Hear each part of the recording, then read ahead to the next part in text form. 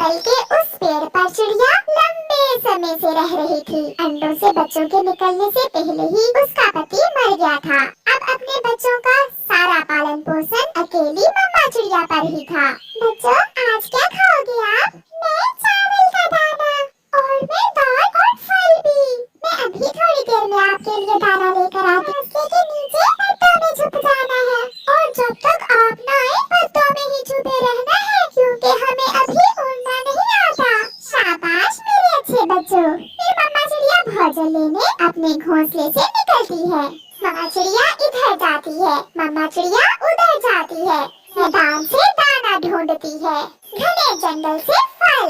हो गया, आज का काम हो गया। अब मैं अपने बच्चों के पास बाकी का दिन गुजार सकूंगी। पीछे खड़े कौवा और कौवी चिड़िया को रोक लेते हैं।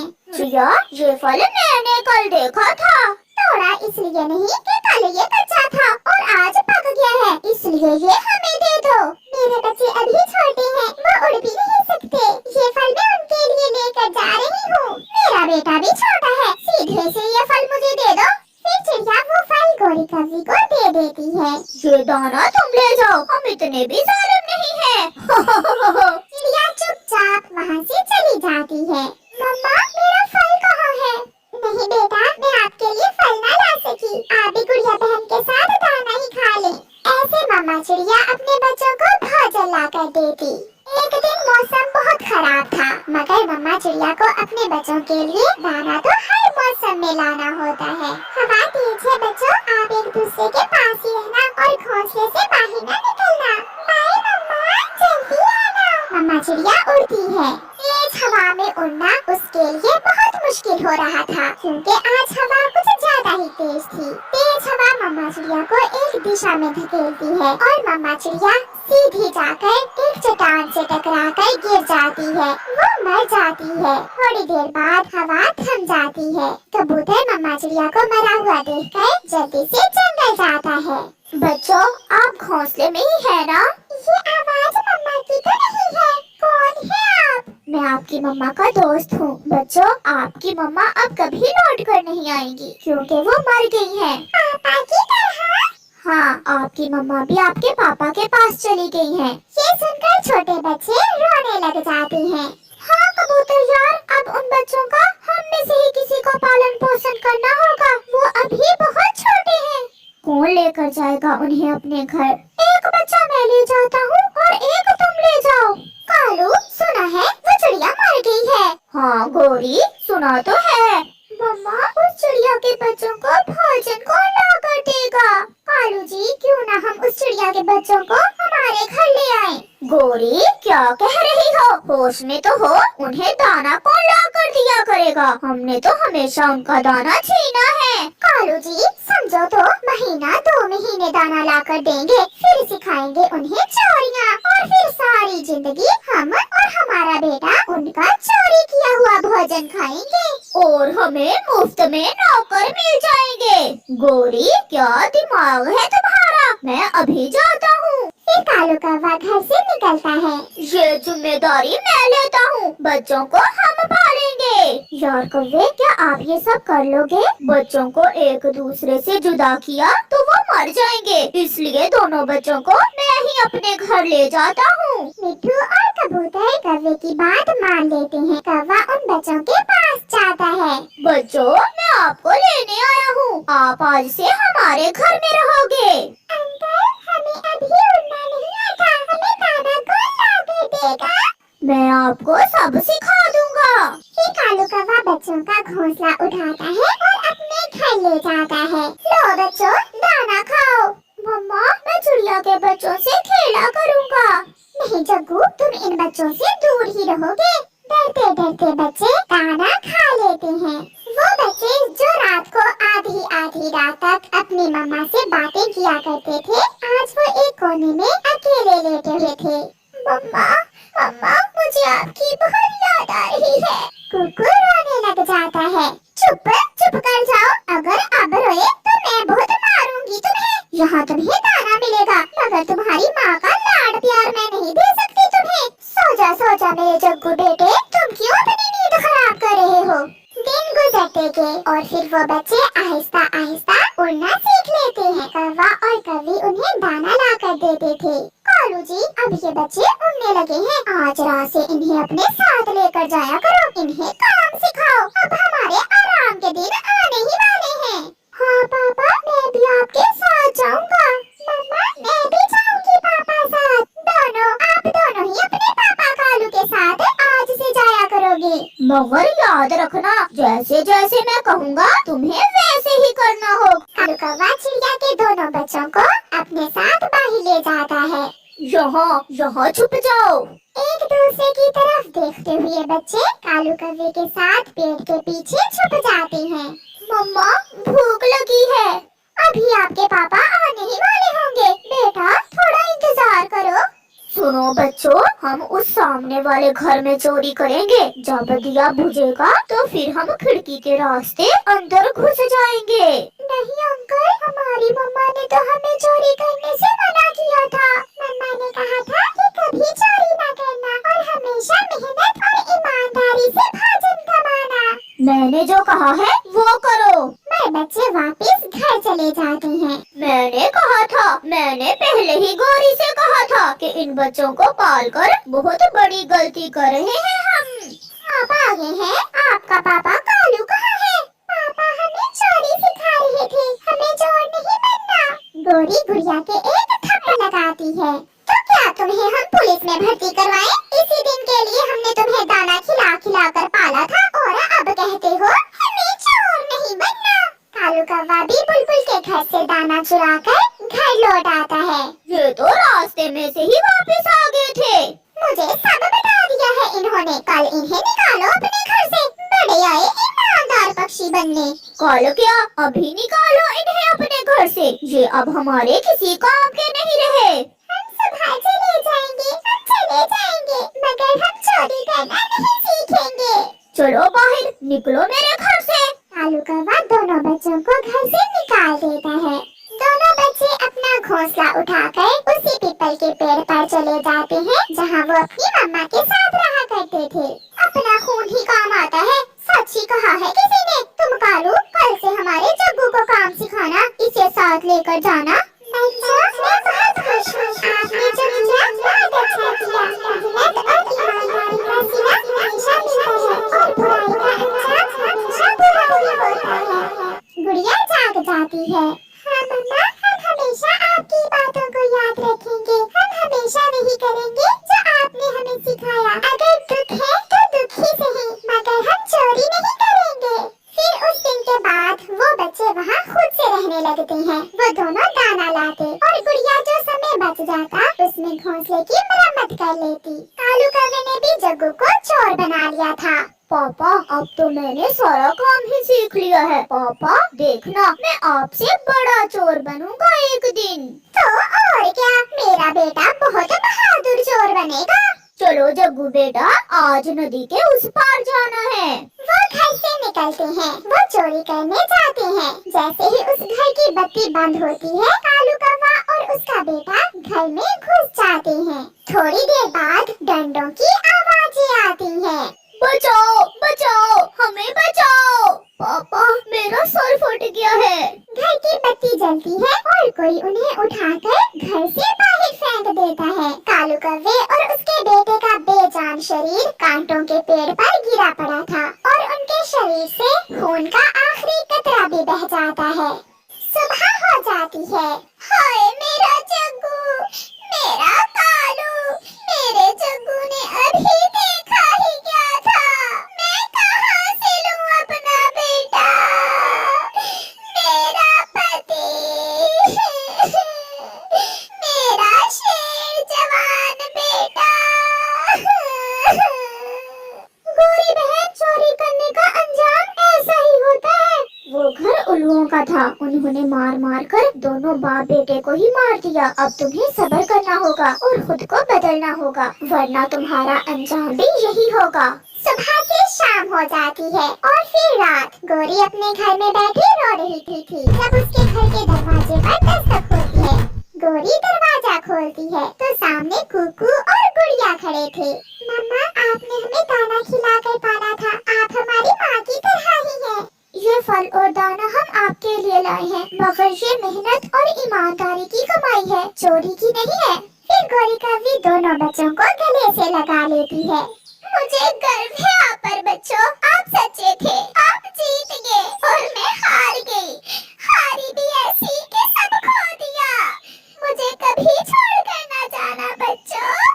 फिर वो दोनों बच्चे गोरी कौवी के साथ उसी घर में रहने लगे हैं। प्यारे दोस्तों, हमें भी अपनी जिंदगी हमेशा ईमानदारी और सच्चाई के साथ गुजारनी चाहिए, वरना अंजाम कालू कौवे और जग्गू जैसा होगा। और प्यारे दोस्तों, इस कहानी को लाइक जरूर करना। आपका धन्यवाद। शैतान कौवे हर समय किसी न किसी शरारत में लगे रहते, काम काज तो वो करते ना, इसलिए अपना पेट भरने के लिए हमेशा कोई ना कोई नया ही तरीका ढूंढते।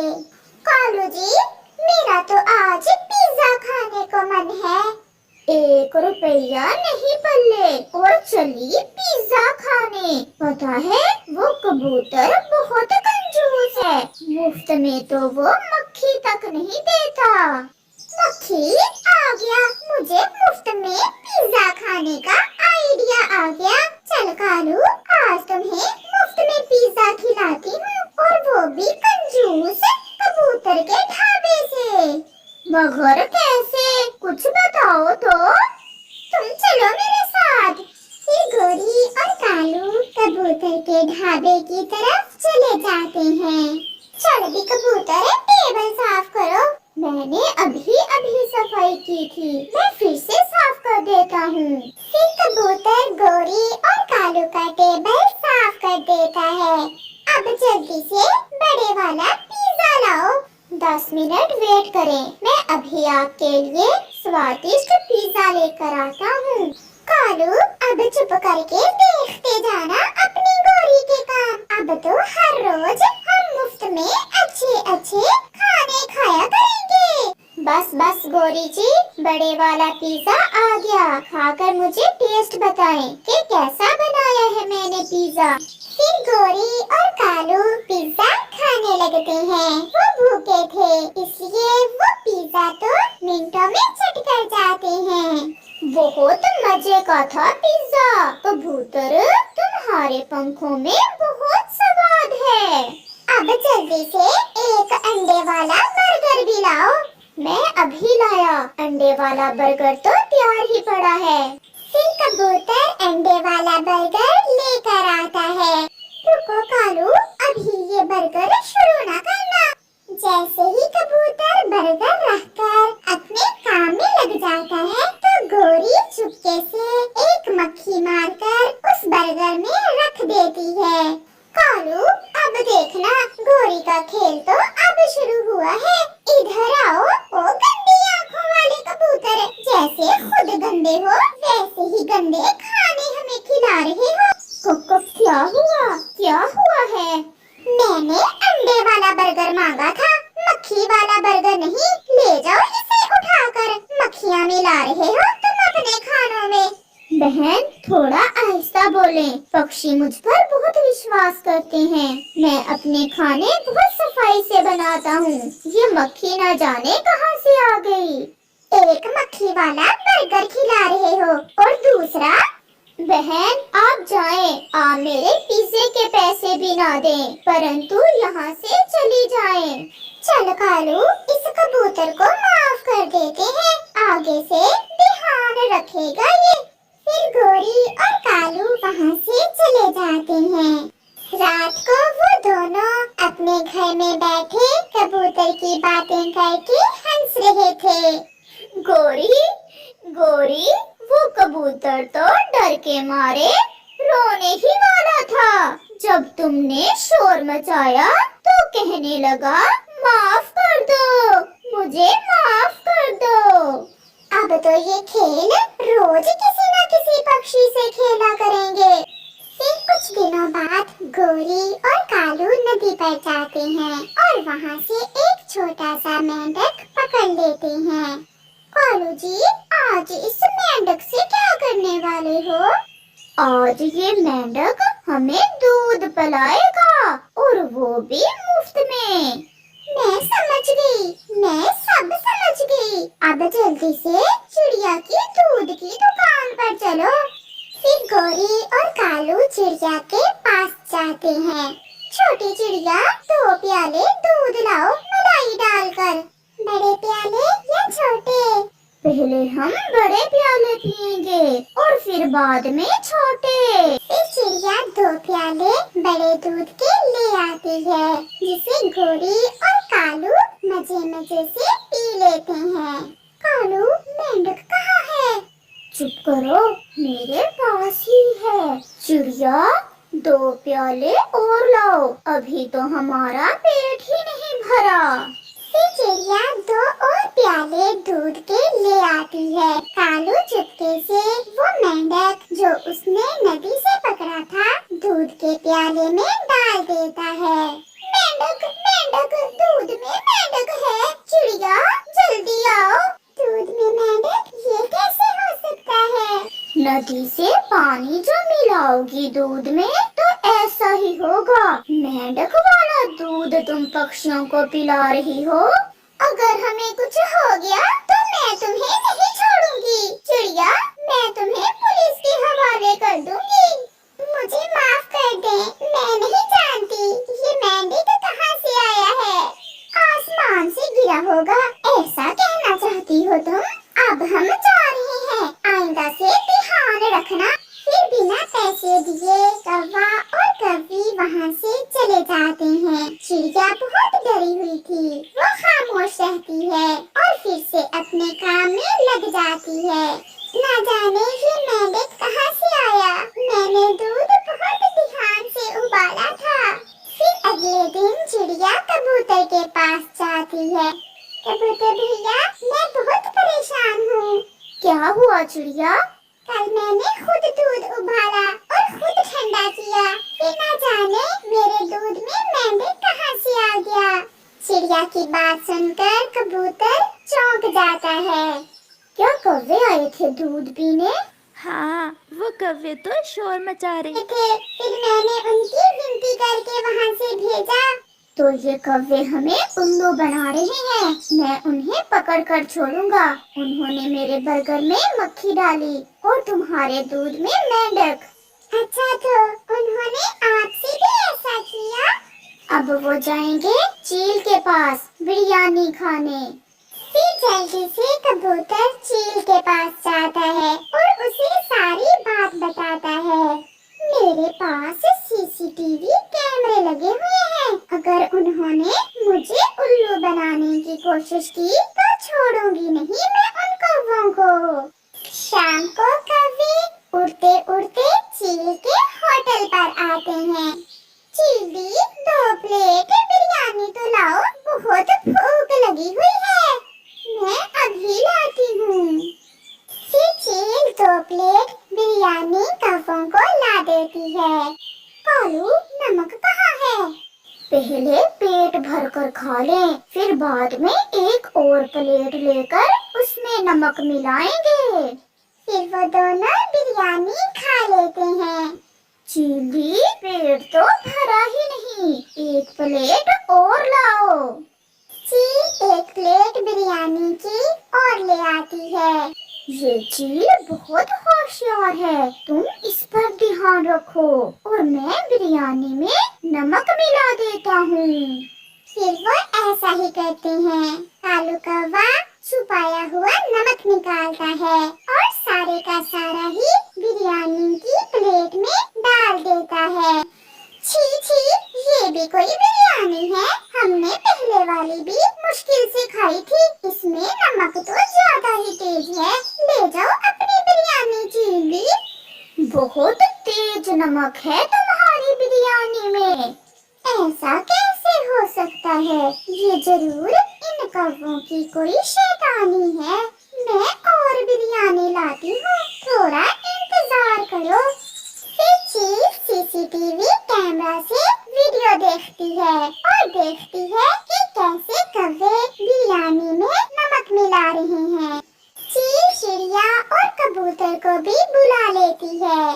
बिरयानी में नमक ज्यादा है और मेरे बर्गर में मक्खी और दूध में मेंढक। ये सब देखकर गोरी और कालू तो डर जाते हैं और वहाँ से भागने की कोशिश करते हैं, परंतु चील बड़ी लाठी लेकर उनकी खूब पिटाई करती है। प्लीज हमें माफ कर दे, हम फिर से ऐसा नहीं करेंगे। ऐसे कौवों को उनके किए की सजा मिलती है।